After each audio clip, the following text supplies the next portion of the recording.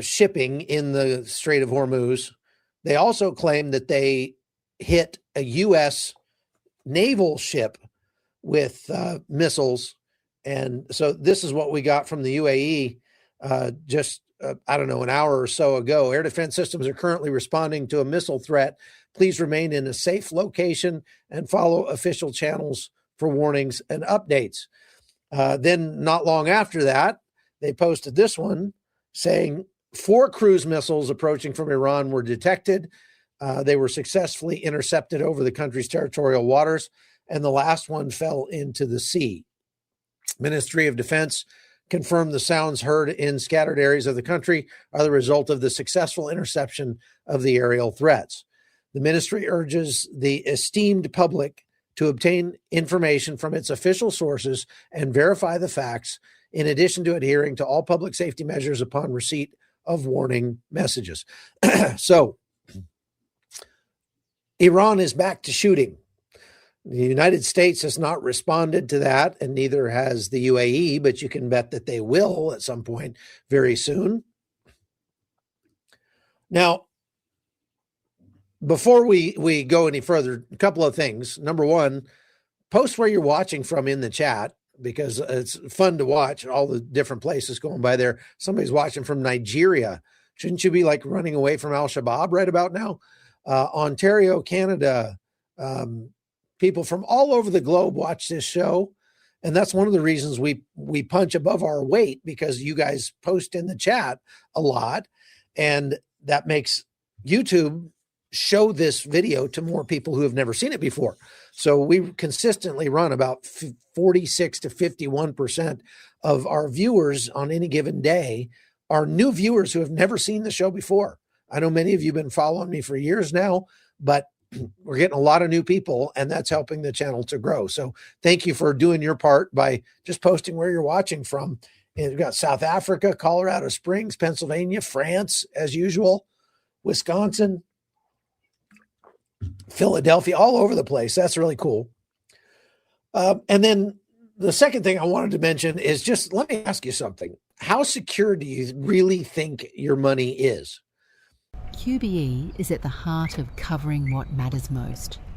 In addition to the breaking news that the UAE has been under attack in the last hour by Iran, they've also been attacking ships in the Strait of Hormuz. And the reason for that is that they are declaring that the Strait of Hormuz is closed. And what I'm going to get to is President Trump announced a new initiative today called Project Freedom that he says is going to open the Strait of Hormuz and escort ships out of the Persian Gulf so that they can leave after being stuck in there for a long time. Now, let's see. Iran said that they struck a U.S. Navy ship in the Strait of Hormuz trying to enter and chased it off. Well, which is it? Did it strike it or did it chase it off? Because if you struck it, it's probably not going anywhere. Especially, they say they hit it with 2 missiles. If they just scared it and made it turn around and leave, then they didn't strike it. But they put out this video. Turn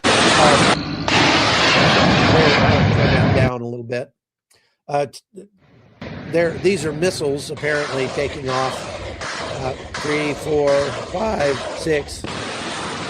So there's like 8 or 9 missiles that were shown taking off in that one clip, but they said that they struck a U.S. Navy ship with 2 missiles. Now, the Iranians actually put out a video they claim is proof that they struck that Navy ship. They put out this video here. And as you can see there, large explosion. It looks like a Navy ship for sure. And then that ship ends up going down.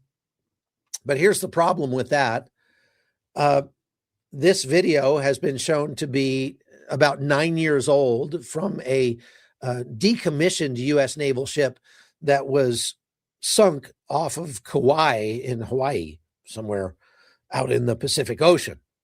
Okay, so this is fake news at its finest, information warfare.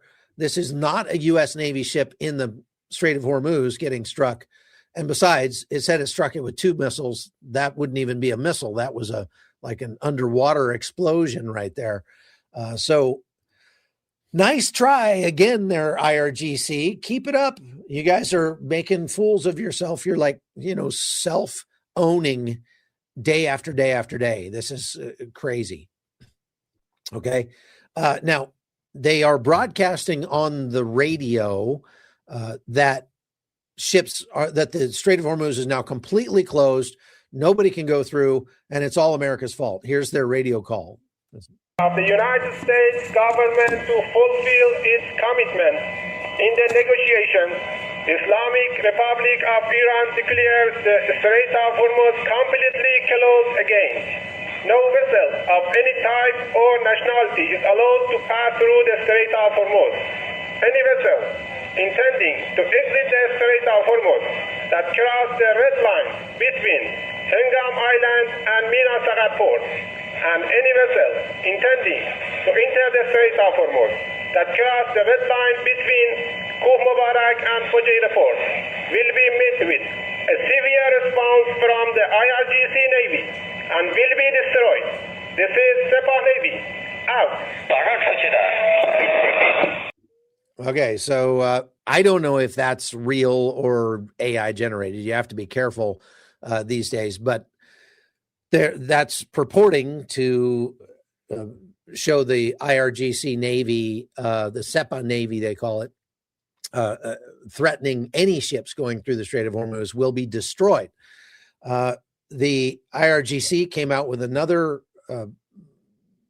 tweet, I guess, that was on Fox this morning, talking about same thing, more threats. This is what they had to say. Especially the aggressive U.S. Army will be attacked if they intend to approach and enter the Strait of Hormuz. Now, I just want to point out there, he's saying the aggressive U.S. Army will be attacked. Well, so far as I know, there have been very, very, very, very few attacks on Iran in this war that were carried out by the U.S. Army. There are some U.S. Army troops in theater, some 82nd Airborne troopers and things like that, and some special operations guys from the Army for sure. But for the most part, the Army contingent that is in the Persian Gulf is in a defensive role, operating like Patriot missile batteries and things like that. So they're threatening the U.S. Army, but this is a mistake that people very often make. They sort of lump any military troop into the Army. They say, oh, that's the Army. But in the U.S. military, we have soldiers in the Army, sailors in the Navy, Marines in the Marine Corps, Coast Guardsmen. We have Space Force. What are they called? Space Cadets? I don't know. But that's... Okay, we'll give him grace on that one, but let's go on. Oh, hold on. Morning denied an Iranian state media report claiming that Iran hit a U.S. warship with 2. Okay, so I've got that CENTCOM denial right here. This is what they said. No U.S. Navy ship. Keep your passwords. No U.S. Navy ships have been struck. They're not saying no U.S. Navy ships have been shot at. They don't. They don't specify. They might mean that they haven't been shot at all, but they also might mean that they were shot at and they shot down the missiles before they could get to the U.S. Navy ships. Nevertheless, the U.S. military is now being given the role of taking over the Strait of Hormuz. And let's see, Scott Bessent was on Fox talking about it yesterday. Works, and we would encourage the Iranians to let these more than 300 vessels leave. That they can fire on them. They're I think it's called the Mosquito Navy. Is being swatted. Numerous ships, maybe in double digits, have been destroyed. And the U.S., we are just firing if fired upon. We are not the provocateurs here, but if the... Whoa, hang on a minute. He's saying we're only firing if fired upon. I think that was a misstatement on his part. One of the reasons I really don't like Scott Bessent very much is that he just kind of says stuff, and he's not very precise in his language, and he's all hoo, and it's like going to a Marine Corps recruiter. When I went to join the military when I was a young man, I actually wanted to join the Marines. I wanted to be a Marine since I was a little kid. And so I went to the Marine Corps recruiter and said, hey, I'm anxious to join up. Tell me what kind of benefits I can get if I join the Marines. Oh, you're going to love it. It's going to be great. And they never actually would tell me what the benefits would be. So I asked again and got the same thing, just hype. And then I went over just on a whim to the Army recruiter, and the guy sat me down and said, okay, look, we can give you this much money for college. We can give you this much money for other kinds of education. You can go to school while you're in the military. You can do, like he spelled it all out for me and didn't just give me hype. I was the guy that didn't need the hype because I was already ready to sign. And the Marine Corps recruiter lost me as a contact because all he would give me was hype. Well, I feel like Scott Bessent would have made a good Marine Corps recruiter because he just kind of says stuff. So he's saying that we only fire if fired upon. That is not, repeat, not the rules of engagement that President Trump has laid out, both on Truth Social and in person. He was saying that I've authorized the U.S. military to fire at any vessel that is threatening the Strait of Hormuz. They don't have to be shooting at us for that to be the case. So again, could be a misstatement on his part, but the point he's trying to make is that the U.S. is not the aggressor here, and that's true. We're not the aggressor here. We're just trying to open an international waterway, and that is something that is going to require us to use force to do. Okay. Now, let's see here. There were two ships. Well, let's go on and listen to the rest of Scott here. The Iranians want to escalate here. We are willing to escalate. So this is clearly a test of Iran as well as we speak, correct? It is a test of Iran, but Bill, again, this is a ragtag band of pirates that the great U.S. military, we've destroyed their Air Force, we've destroyed here he goes with the conventional Navy. Rah. Their battle lines along the strait have been destroyed. So he's really trying to convince the American people that, we got this in the bag. There's no threat from Iran right now. Well, it's kind of hard to say that when Iran struck two ships attacked two different ships in the Strait of Hormuz and not close to Iran either. So we can see here, if we go to my Twitter page, this whatever they call that warning, I'm going to zoom in on that. You can see the location of the ship that was struck was right down there off the coast of Oman or UAE, right off the coast of the UAE. And there were two of these. They were both in about the same location. This is the other one. It was down closer to Dubai. So Iran is still able to threaten the Strait of Hormuz. And the fact that their entire Air Force is destroyed and their entire Navy is destroyed and the blah, blah, blah, blah, blah. Again, that is window dressing. That's hype. And I dislike that, which is, again, one reason why I kind of dislike Scott Bessent, because he's just very prone to doing that. President Trump put out in his Truth Social account a long statement, very lengthy statement about this. And so I'm going to just read some excerpts from it here. First, he says, I've told my representatives to inform them that we will use the best efforts to get their ships and crews safely out of the strait. In all cases, they said they will not be returning until the area becomes safe for navigation and everything else.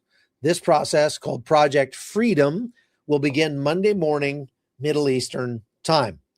Now, there are reports coming out now that at least 2 ships have been escorted through the Strait of Hormuz since that took effect by U.S. Navy destroyers. Iran says that hasn't happened, but other news agencies say it has. One of the ships that Iran struck with 2 drones was this ship. It's called the MV Baraka. And it was empty, but it's an oil tanker that was trying to leave the Strait of Hormuz. The United States, President Trump went on to say more about this. He said, the ship movement is merely meant to free up people, companies, and countries that have done absolutely nothing wrong. They are victims of circumstance. This is a humanitarian gesture on behalf of the United States, Middle Eastern countries, but in particular, the country of Iran. He's saying we are doing this to help Iran now. And, okay, I guess that's a thing you could say. He goes on to say, I think it would go a long way in showing goodwill on behalf of all of those who have been fighting so strenuously over the last number of months. If in any way this humanitarian process is interfered with, that interference will unfortunately have to be dealt with forcefully. Thank you for your attention to this matter. So there you go. John says, IRGC has companies, battalions, brigades, and divisions. Where are they? Where are all their APCs and artillery? Why do we not hear of those units getting wiped out? They cannot hide 300,000 troops. Well, they are hiding 300,000 troops by I've read reports from guys in the military who say that they've been sent out into the desert to live in the desert. They can't go in any building because their barracks are all being destroyed. If we have seen military vehicles, I'm sure they're on the target list at some point, but we probably have not been spending a lot of ordnance striking their military vehicles because we don't plan to fight their military on the ground all that much. If we get to the point where we decide we need to put American troops into the combat zone on the ground, then you can bet we're going to be hammering all that stuff anywhere within a 100-mile radius of where our troops are going to be. But it wouldn't make sense right now for us to expend ammunition blowing up tanks and APCs and things like that, because there's not anything those things can do to threaten us at this time. Does that make sense? So good question, but that's why. Now, if we go over to marine traffic, we're going to share this one. You can see here, there still is not a lot of traffic going through the Strait of Hormuz. But what we do see is right down in here, the United States has created a new secure corridor that goes very close to this point right here in the south. So the original shipping corridor was right smack in the middle of the Strait of Hormuz, and it was 2 miles wide going one direction, 2 miles separation between the two lanes, and 2 miles wide going the other direction. Okay. So 6 miles of corridor right there in the middle of the Strait of Hormuz. Iran has said, that is no longer safe. Nobody can go through that way. The only way you can go through is to coordinate with us and to come right up through here and go between Larak Island and Hormuz Island. This is their gateway right here. So what we are seeing is that the majority of the ships that are coming and going right now are coming and going through this gateway. So now this gets a little complicated because the United States is way over here and is, our blockade is over in this area, but we're saying that we won't allow any ships that are coming or going from the Iranian coastline to pass through our blockade. But some of the ships that are passing through this gateway are not coming from or going to Iran. They're coming from Iraq or Kuwait or Saudi Arabia. And they're just choosing to pay the toll to Iran and coordinate with Iran in order to be able to go through and get out. And those ships are being allowed to leave. So up until just a little while ago, today, when Iran proclaimed that the entire strait is now closed, the majority of the ships that were coming and going through the Strait of Hormuz were still going the way that Iran wanted them to. But apparently 2 ships at least have come through this new corridor that the United States has established down here now, that's as far as possible away from Iran. But the 2 ships that were struck today were right down in this area over here. So it's obvious that Iran can still threaten, threaten the IRGC. John says, again, if all the IRGC is out in the desert, they cannot be an effective fighting force. It will take them days or weeks to consolidate to anything, if at all. Probably right about that, John. And again, nobody's invading Iran at this point. So it's kind of a moot point. Now, if we decide to go in there, that could certainly work in our favor. We've got them running, but we'll have to see if we decide to go in. Tom asks, does air power alone ever win a war? There are very few examples of air power alone winning a war. Air power can certainly degrade your enemy, but defeating your enemy relies on getting them to the point where they beg you to stop. And the last time the real easy example of that would be like Hiroshima and Nagasaki. We didn't have to put troops on the ground in mainland Japan because we bombed the daylights out of them, and they begged us for a surrender. I mean, they came and unconditionally surrendered to us. The problem is nobody in the United States or in the West has the stomach for that kind of war anymore. And indeed, under today's rules of engagement, that kind of bombing would be termed a war crime or a crime against humanity because it killed so many civilians. So there's that. Okay. Now, let's see here.